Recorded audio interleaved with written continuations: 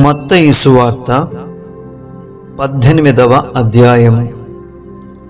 ఆ కాలమున శిష్యులు యేసునొద్దకు వచ్చి, పరలోక రాజ్యములో ఎవడు గొప్పవాడని అడుగగా, ఆయన ఒక చిన్న బిడ్డను తన యొద్దకు పిలిచి వారి మధ్యను నిలువబెట్టి ఇట్లనెను, మీరు మార్పు నొంది బిడ్డల వంటి వారైతేనే గాని పరలోక రాజ్యములో ప్రవేశింపరని మీతో నిశ్చయముగా చెప్పుచున్నాను.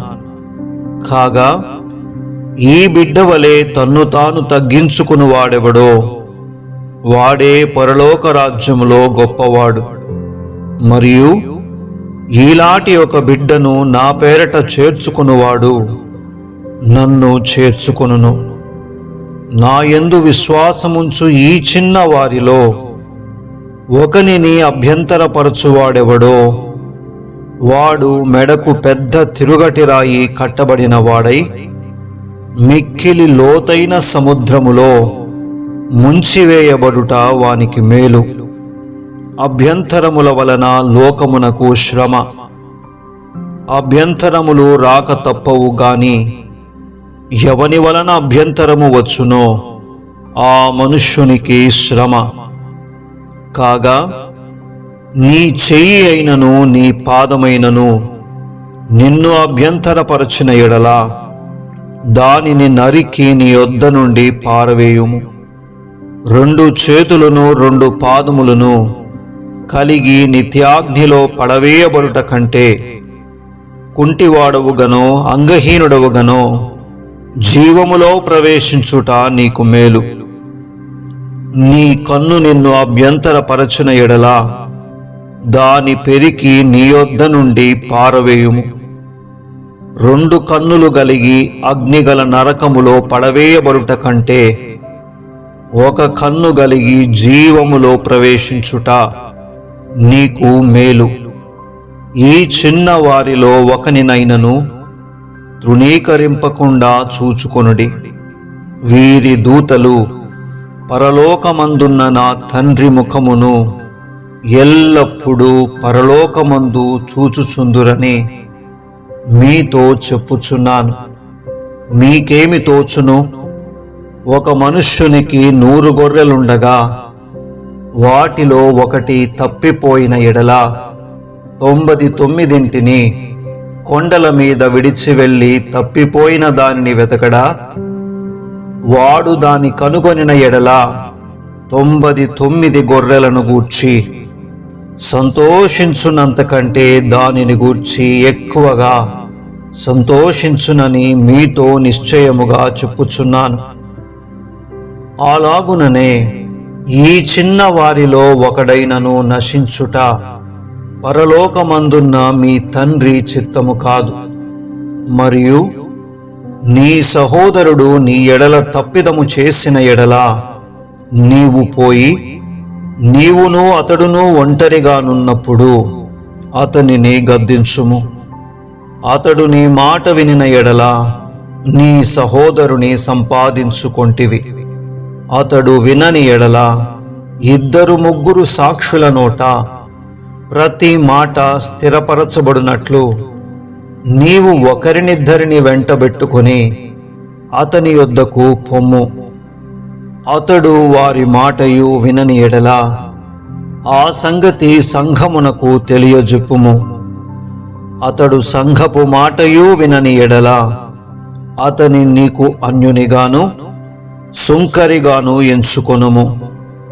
భూమి మీద మీరు వేటిని బంధింతురో అవి పరలోకమందును బంధింపబడును. భూమి మీద మీరు వేటిని విప్పుదురో అవి పరలోకమందును విప్పబడునని మీతో నిశ్చయముగా చెప్పుచున్నాను. మరియు మీలో 2 తాము వేడుకొను దేనిని గూర్చి అయినను భూమి మీద ఏకీభవించిన ఎడల అది పరలోకమందున్న నా తండ్రి వలన వారికి దొరుకునని మీతో చెప్పుచున్నాను.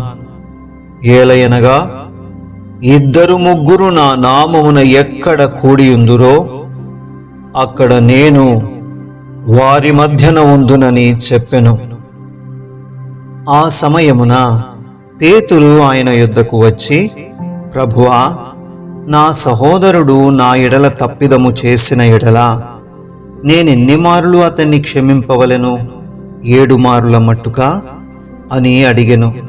అందుకు యేసు అతనితో ఇట్లనెను, 7 మారుల మట్టుకే కాదు, 70 ఏండ్ల మారుల మట్టుకని నీతో చెప్పుచున్నాను. కావున పరలోక రాజ్యము తన దాసుల యొద్ద లెక్క చూచుకొనగోరిన ఒక రాజును పోలియున్నది.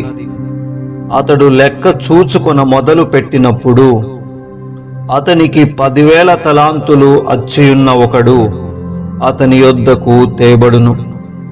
అప్పు తీర్చుటకు వాని యొద్ద ఏమీయూ లేనందున వాని యజమానుడు వానిని, వాని భార్యను, పిల్లలను, వానికి కలిగినది యావత్తును అమ్మి అప్పు తీర్చవలనని ఆజ్ఞాపించెను. కాబట్టి ఆ దాసుడు అతని ఎదుట సాగిలపడి మ్రొక్కి, నా ఎడల ఓర్చుకొనుము, నీకు అంతయు చెల్లింతునని చెప్పగా, ఆ దాసుని యజమానుడు కనికరపడి వానిని విడిచిపెట్టి వాని అప్పు క్షమించెను. అయితే ఆ దాసుడు బయటకు వెళ్ళి తన 100 దేనారములు అచ్చియున్న తన తోడి దాసులలో ఒకనిని చూచి వాని గొంతు పట్టుకొని, నీవు అచ్చియున్నది చెల్లింపుమనెను. అందుకు వాని తోడి దాసుడు సాగిలపడి, నా ఎడల ఓర్చుకొనుము, నీకు చెల్లించదనని వానిని వేడుకొనెను గాని వాడు ఒప్పుకొనక అచ్చియున్నది చెల్లించు వరకు వానిని చెరసాలలో వేయించెను. కాగా వాని తోడిదాసులు జరిగినది చూచి మిక్కిలి దుఃఖపడి వచ్చి జరిగినదంతయు తమ యజమానునికి వివరముగా తెలిపిరి. అప్పుడు వాని యజమానుడు వానిని పిలిపించి, చెడ్డదాసుడా, నీవు నన్ను వేడుకొంటివి గనుక నీ అప్పంతయు క్షమించితిని. నేను నిన్ను కరుణించిన ప్రకారము నీవును నీ తోడిదాసుని కరుణింపవలసి ఉండెను గదా అని వానితో చెప్పెను. అందుచేత వాని యజమానుడు కోపపడి తనకు అచ్చియున్నదంతయు చెల్లించు వరకు బాధపరచు వారికి వానినప్పగించెను. మీలో ప్రతివాడును తన సహోదరుని హృదయపూర్వకముగా క్షమింపని ఎడల నా పరలోకపు తండ్రియు ఆ ప్రకారమే మీ ఎడల చేయుననెను. 19వ అధ్యాయము. యేసు ఈ మాటలు చెప్పి చాలించిన తరువాత గలిలయ నుండి యోర్దాను అద్దరినున్న యూదయ ప్రాంతములకు వచ్చెను. బహుజన సమూహములు ఆయనను వెంబడింపగా ఆయన వారిని అక్కడ స్వస్థపరచెను.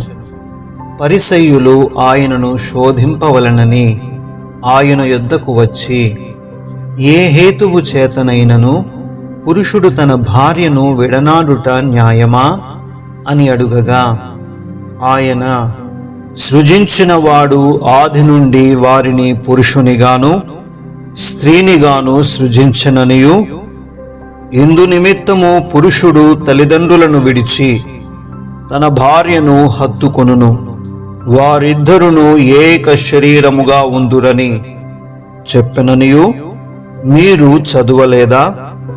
కాబట్టి వారికను ఇద్దరు కాక ఏక శరీరముగా ఉన్నారు గనుక దేవుడు జతపరచిన వారిని మనుష్యుడు వేరుపరచకూడదని చెప్పెను.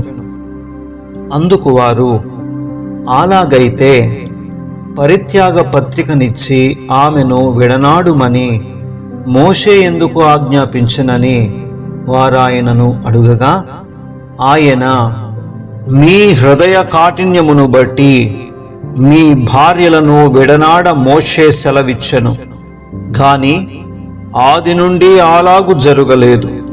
మరియు వ్యభిచారము నిమిత్తమే తప్ప తన భార్యను విడనాడి మరి ఒకతను పెండ్లి చేసుకొనివాడు వ్యభిచారము చేయుచున్నాడనియు, విడనాడబడిన దానిని పెండ్లి చేసుకొనివాడు వ్యభిచారము చేయుచున్నాడనియు మీతో చెప్పుచున్నానని వారితో అనెను.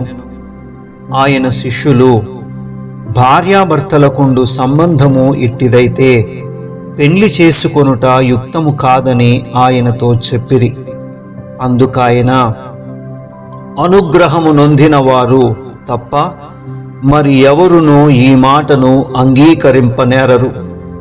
తల్లి గర్భము నుండి నపుంసకులుగా పుట్టినవారు గలరు, మనుష్యుల వలన నపుంసకులుగా చేయబడిన నపుంసకులను గలరు. పరలోకరాజ్యము నిమిత్తము తమ్మును తామే నపుంసకులనుగా చేసుకొనిన నపుంసకులను గలరు. ఈ మాటను అంగీకరింపగలవాడు అంగీకరించునుగాక అని వారితో చెప్పెను. అప్పుడు ఆయన వారి మీద చేతులుంచి ప్రార్థన చేయవలనని కొందరు చిన్న పిల్లలను ఆయన యొద్దకు తీసుకొని వచ్చిరి. ఆయన శిష్యులు తీసుకుని వచ్చిన వారిని గద్దింపగా, యేసు, చిన్నపిల్లలను ఆటంకపరచక వారిని నా యొద్దకు రానీయుడి, పరలోక రాజ్యము ఈలాటి వారిదని వారితో చెప్పి వారి మీద చేతులుంచి అక్కడ నుండి లేచిపోయెను. ఇదిగో, ఒకడు ఆయన యొద్దకు వచ్చి, బోధకుడా, నిత్యజీవము పొందుటకు నేను ఏ మంచి కార్యము చేయవలనని ఆయనను అడిగెను. అందుకాయన, మంచి కార్యమును గూర్చి నన్నెందుకు అడుగుచున్నావు? మంచివాడొక్కడే. నీవు జీవములో ప్రవేశింపగోరిన ఎడల ఆజ్ఞలను గైకొనుమని చెప్పెను. అతడు, ఏ ఆజ్ఞలని ఆయనను అడుగగా, యేసు, నరహత్య చేయవద్దు, వ్యభిచరింపవద్దు, దొంగిలవద్దు, అబద్ధ సాక్ష్యము పలుకవద్దు, తల్లిదండ్రులను సన్మానింపుము, నిన్ను వలె నీ పొరుగువానిని ప్రేమింపవలెను అనునవియే అని చెప్పెను. అందుకు ఆ యవ్వనుడు, ఇవన్నీయు అనుసరించుచునే ఉన్నాను, ఇకనూ నాకు కొదువయ్యేమని ఆయనను అడిగెను. అందుకు యేసు, నీవు పరిపూర్ణుడవగుటకు కోరిన ఎడల పోయి నీ ఆస్తిని అమ్మి బీదలకిమ్ము, అప్పుడు పరలోకమందు నీకు ధనము కలుగును. నీవు వచ్చి నన్ను వెంబడించుమని అతనితో చెప్పెను. అయితే ఆ యవ్వనుడు మిగుల ఆస్తి గలవాడు కనుక ఆ మాట విని వ్యసనపడుచు వెళ్ళిపోయెను. యేసు తన శిష్యులను చూచి, ధనవంతుడు పరలోక రాజ్యములో ప్రవేశించుట దుర్లభమని మీతో నిశ్చయముగా చెప్పుచున్నాను. ఇదిగాక ధనవంతుడు పరలోక రాజ్యములో ప్రవేశించుట కంటే సూది బెజ్జములో ఒంటె దూరుట సులభమని మీతో చెప్పుచున్నానెను. శిష్యులు ఈ మాట విని మిక్కిలి ఆశ్చర్యపడి, అలాగైతే ఎవడు రక్షణ పొందగలడని అడుగగా, యేసు వారిని చూచి, ఇది మనుష్యులకు అసాధ్యమే గాని దేవునికి సమస్తమును సాధ్యమని చెప్పెను. పేతురు, ఇదిగో, మేము సమస్తమును విడిచిపెట్టి నిన్ను వెంబడించితిమి గనుక మాకేమి దొరుకునని ఆయనను అడుగగా, యేసు వారితో ఇట్లనెను, ప్రపంచ పునర్జననమందు మనుష్య కుమారుడు తన మహిమగల సింహాసనము మీద ఆసీనుడయుండునప్పుడు నన్ను వెంబడించిన మీరును 12 సింహాసనముల మీద ఆసీనులై ఇశ్రాయేలు 12 గోత్రముల వారికి తీర్పు తీర్చుదురు. నా నామము నిమిత్తము అన్నదమ్ములనైనను, అక్క చెల్లెండ్రనైనను, తండ్రినైనను, తల్లినైనను, పిల్లలనైనను, భూములనైనను, ఇండ్లనైనను విడిచిపెట్టిన ప్రతి వాడును 100 రెట్లు పొందును. ఇదిగాక నిత్య జీవమును స్వతంత్రించుకొనును. మొదటివారు అనేకులు కడపటి వారగుదురు, కడపటివారు మొదటి వారగుదురు. ఆమేన్.